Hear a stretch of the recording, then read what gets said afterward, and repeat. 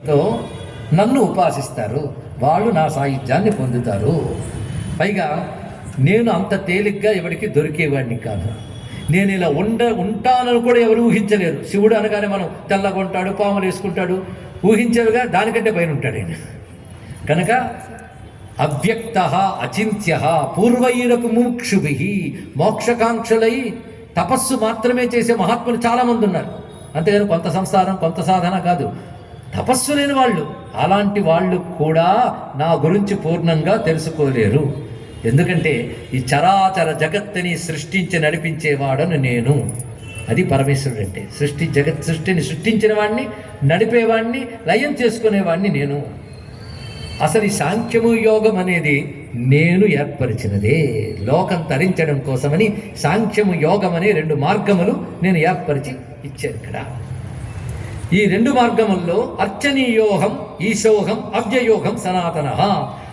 ఈ మార్గము ద్వారా పూజింపదగిన వాడిని నేను ఈశ్వరుడును, నేను నాశము లేని వాడను, సనాతనుడను అంటే శాశ్వతమైన వాడను. నేను ప్రసన్నమైతే నా భక్తుడికి ఏదైనా ఇవ్వగలను, అమరత్వాన్ని కూడా ప్రసాదిస్తాను, నా భక్తుడిని దేవతను చేయగలను నేను ఇక్కడ. కనుక నన్ను పట్టుకునేవాడు ఉపాసిస్తే వాడికి ఆ స్థితినిస్తున్నాను. అయితే నా స్వరూపం ఏంటో తెలుసుకోవాలని అహంకరిస్తే మాత్రం దొరకను. దేవతలు తెలుసుకోలేరు, తపోధనులు తెలుసుకోలేరు, ఋషులు తెలుసుకోలేరు. అయినా నీ సంతోషం కోసం కొంతమేరకు చెప్తున్నాను. ఒకప్పుడు యోగ్యులైన కొంతమంది నన్ను ఆశ్రయించారు 4 ఆశ్రమాల నుంచి. ఆ మాట తెలుసుకోవాలి. బ్రహ్మచర్య, గృహస్థ, వానప్రస్థ, సన్యాసాశ్రమాల్లోని ఆశ్రమ ధర్మాలు బాగా పాటించేవాళ్ళు నా దగ్గరికి వచ్చి నేను తరించాలంటే ఏం చేయాలని. అప్పుడు వాళ్ళకి నేను ఉపదేశించాను ఒక మార్గం. అంటే 4 ఆశ్రమాల వాళ్ళు కూడా తరించడానికి పనికొచ్చేదే శివభక్తి యోగం. దీనికి మరొక పేరు నేను ఇచ్చిన యోగం పేరు పాశుపతం. ఈ పాశుపత యోగాన్ని నేను ఇచ్చాను. అది నా యొక్క దక్షిణ ముఖం నుంచి ఇచ్చాను సుమా. అంటే తరించే జ్ఞానం దక్షిణ ముఖం నుంచి భగవంతుడు ఇస్తున్నాడు. దక్షిణ ముఖం అంటే దక్షిణం వైపున్న ముఖమా, దక్షిణం చూస్తున్న ముఖమా? మళ్ళీ మొదటి రోజు చెప్పిన దానికి వెళ్ళాలి. దక్షిణం వైపు ఉన్న ముఖం క్రూరంగా ఉంది, దక్షిణం చూస్తున్న ముఖం అంటే ఉత్తర ముఖం. అది అత్యంత ప్రసన్నంగా ఉంది. పైగా తూర్పు ముఖంతో ఇంద్రుడిని శాసిస్తాను, ఉత్తర ముఖంతో నీతో ఉంటాను అన్నాడు ఇక్కడ. అది అందం. అమ్మవారితో ఉన్నాడంటే దయ, ప్రేమ అన్నీ వచ్చేసాయి.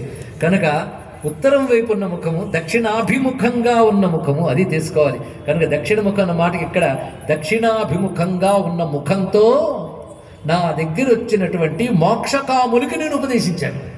అంటే దక్షిణాభిముఖంతో ఉన్న మూర్తి అంటే ఎవరు?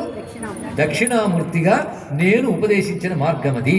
దీనికి పాశుపతం అని పేరు. అంటే పశుపతికి సంబంధించింది పాశుపతం. పశుపతి అంటే ఎవడు? నేనే. ఏ పశువులకు పతి అంటే పశువు కానివాడు వాడెవడు అన్నాడు ఇక్కడ.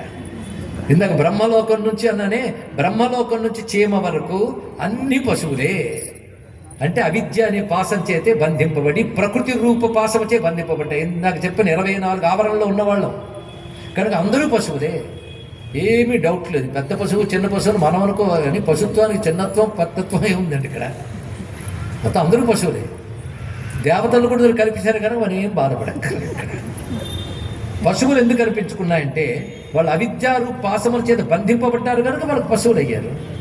అయితే వాడి కర్మకు తగ్గట్టుగా పాసం వేస్తాను.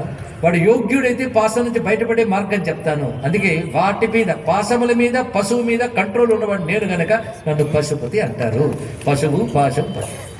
నేను ఇచ్చిన జ్ఞానం పశుపతికి సంబంధించిన యోగం కనుక పాశుపత యోగము. ఈ యోగం పాటించే వాళ్ళు ఏం చేస్తారంటే శరీరాన్ని భస్మంతో అలంకరించుకుంటారు. భస్మం 2 రకాలు. భస్మ త్రిపుండ్ర ధారణ, భస్మ ఉద్ధూలనము. 2 రకాల ప్రక్రియలు చెప్పారు. ఆ ఉద్ధూలంలో శరీరం అంతా భస్మాన్ని అలుగుతునే ప్రక్రియ. ఇంకొకటి త్రిపుండ్రములుగా అంటే అకార ఉకార మకారములకి, బ్రహ్మ విష్ణు రుద్రులకి, గార్హపత్య ఆహవనీయ దక్షిణాగ్ని 3 అగ్నులకి, ఋగ్యజుస్సామములనే 3ంటికి అకార ఉకార మకారాలకు సంకేతంగా త్రిపుండ్రములు ధరించడం. ఇది వైదికం.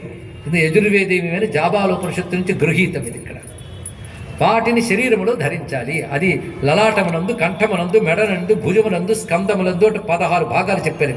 ఈ 16 భాగాలు నాభి వరకు వస్తాయి. ఇలా భస్మములు ధరించి భస్మదిగ్ధ తనోరుహ. ఎందుకు ధరించాలి? కారణం చెప్తున్నాడు.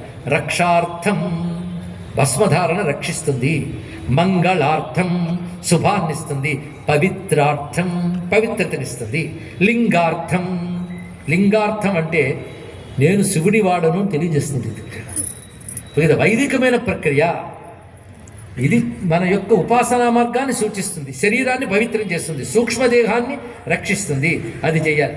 అలా శరీరంలో భస్మము అలంకరించుకుని నిస్పృహ నిష్పరిగ్రాహ, లోక విషయముల యందు స్పృహ లేకుండా, లౌకిక విషయాలు కావాలని ఆశ పెట్టుకోకుండా, మద్భక్తా మన్నివేశిత బుద్ధయ, నాయందే బుద్ధినిచ్చిన వాళ్ళే లోకంలో తిరిగేవాళ్ళు నాకు అత్యంత ప్రీతిపాత్రులు.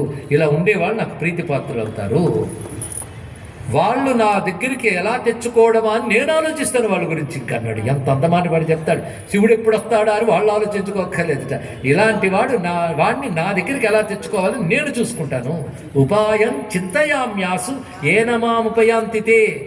కనుక నేను శివుడి దగ్గరికి వెళ్ళగలను నువ్వు ఆలోచించుకో, ఆ ఉపాయం ఆయన చూసుకుంటాడు. ఇక్కడ పైగా మరొకటి, నన్ను పొందడానికి ముల్లోకాల్లో నేను ఒక మార్గాన్ని ఏర్పరిచాను. అదేమిటంటే శివలింగోపాసన. ముల్లోకాల్లో నన్ను పొందడానికై నేను పెట్టినది శివలింగము. అంటే శివుని తెలియజేయునది శివలింగము. లింగం అంటే తెలియజేయునది, శివుని గుర్తు చేస్తుంది శివలింగం. అంతేకాదు, విశ్వమంతా ఎవడి యందు లీనమై ఉందో, ఎవడు విశ్వమనందు లీనమై ఉన్నాడో, లీనం వల్ల లింగం. అది అనంత విశ్వమంతా ఆక్రమించింది.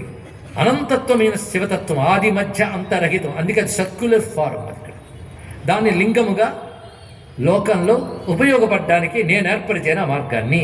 అందుకే స్థాపితం త్రిషులింగేషు శివలింగం మయా మమ. దాన్ని, ఆ శివలింగాన్ని పూజించిన, నమస్కరించినా చాలు పాపములు పోతాయి. ఒక్కసారి ఒక శివలింగాన్ని దర్శిస్తే చాలని పాపములు పోతాయి. దర్శించిన పాపం పోతుంది, పూజించిన పాపం పోతుంది. పైగా యాగాలు ఎన్ని చేసినా, దానాలు వేల కొలది చేసిన, శాస్త్రములు లక్షలు అధ్యయనం చేసిన, బహుదక్షిణాకమైన యజ్ఞములు వేల కొలది చేసిన, శివలింగానికి చేసే నమస్కారంలో 16వ భాగానికి సరిపోవు అన్నాడు. అంత గొప్పదండి శివలింగాన్ని చూసి. ఈ తత్వం తెలిసి నమస్కరించుకోవాలి. ఆది మధ్యాంతరమే సర్వవ్యాపకమై ఉన్నటువంటి, విశ్వమంతా నుండి విశ్వానికి అతీతమై ప్రతి జీవుడి అంతఃకరణంలో అంతర్యామిగా ఎవడున్నాడో వాడే లింగ రూపంలో ఉన్నాడు. నామరూప రహితుడు గనక లింగ రూపంలో కనబడుతున్నాడు అని తెలిసి శివలింగానికి నమస్కరించారు. రెండవది, శివలింగాన్ని పూజించితే చాలు వాడు నా కృపను పొందుతాడు. వాడికి కావలసిన జ్ఞానం, కైవల్యం నేను ఇస్తాను వాడికి అన్నాడు అక్కడ భగవానుడికి. అందుకే అది చేసేవారు నిర్భయంగా నిష్పూచిగా బ్రతికవచ్చు. మొదట శివుడి యందు ప్రీతి కలుగుట శివచిహ్న ధారణం. లింగధారణం అన్నాడు. లింగధారణం అంటే లింగాన్ని ధరించడం అని మాత్రం అర్థం కాదు. ఆ సంప్రదాయాలు వేరే ఉన్నారు, వారికి నమస్కారం. ఇక్కడ శబ్దానికి లింగధారణం అంటే చిహ్న ధారణము. చిహ్నములు అంటే భస్మ రుద్రాక్షలు చిహ్నములు. శివలింగ పూజ చేసేటప్పుడు అర్చయా శివలింగస్య పరితుష్యామ్యహం ప్రియే శివలింగార్చనాయాంతు విధానమపి తెచ్చు. శివలింగాన్ని నిత్యం అర్చిస్తే నేను తప్పకుండా ప్రసన్నుడవుతాను. ఆ పూజ ఎలా చేయాలి అంటే, శివలింగమును గోక్షీర, ఆవు పాలతో కానీ వెన్నతో కానీ ఆరాధన చేస్తే అశ్వమేధ యాగం చేసిన ఫలితం ఇస్తాను. అది నేతితో శివలింగాన్ని పూజించినట్లయితే నిత్యాగ్నిహోత్రం చేసిన ఫలితాన్ని ఇస్తున్నాను అన్నాడు ఇక్కడ. చూశారు ఇప్పుడు అగ్నిహోత్రాలను పోయి ఏం చేయడం అంటే, శివలింగానికి శుద్ధమైన ఆవు నీతిని కానీ పోసినట్లయితే, ఇది స్త్రీ అయినా పురుషుడైనా వారి వారి విధానాలతో చెయ్యవచ్చు. వారి వారి విధానాలు మళ్ళీ చెప్పాం ఇక్కడ. అలా చేసినట్లయితే అతడు నిత్యాగ్నిహోత్రి పొందిన ఫలితాన్ని పొందుతాడు. గొప్ప విషయంగా దీన్ని తెలియజేశాడు. పైగా నీళ్లతో స్నానం చేయిస్తే చిత్తము శుద్ధమై పుణ్యములన్నీ లభిస్తాయి. వాడి ప్రియాన్ని పొందుతాడు. అంటే వాడికి ఏది ప్రియమో అది లభిస్తుంది జలముతో చేసినట్లయితే. అలాగే శివుని లింగ సన్నిధిలో నేతితో కూడిన గుగ్గులుని ధూపంగా వేసినట్లయితే గోసవము అని చెప్పబడ్డ వేదయజ్ఞం చేసిన ఫలితం లభిస్తుంది. కేవలం గుగ్గులు ధూపం వేస్తే సువర్ణదానం వల్ల వచ్చే ఫలితం లభిస్తుంది. పుష్పాలతో కానీ శివుణ్ణి పూజించినట్లయితే సహస్ర గోదానములు చేసిన ఫలితం లభిస్తుంది. ఏ ప్రాంతానికి వెళ్ళినా శివలింగం చేసినట్లయితే అంతకంటే ఇష్టమైన వాడు నాకు మరొకడు ఉండడు. ఇది చెప్తున్నాడు శివుడు. ఎక్కడికి వెళ్ళినా శివలింగారాధన మానరాధన. అలాగే విధంగా అనేక ద్రవ్యాలతో ఆరాధన చేస్తే వివిధ ఫలాలు ఉన్నాయి. వాడు మళ్ళీ మరణించిన తర్వాత జన్మించడు, శివార్చన పరుడు. ఇది నేను ఇస్తున్న హామీ అన్నాడు శివుడు. ఇంకేం కావాలండి?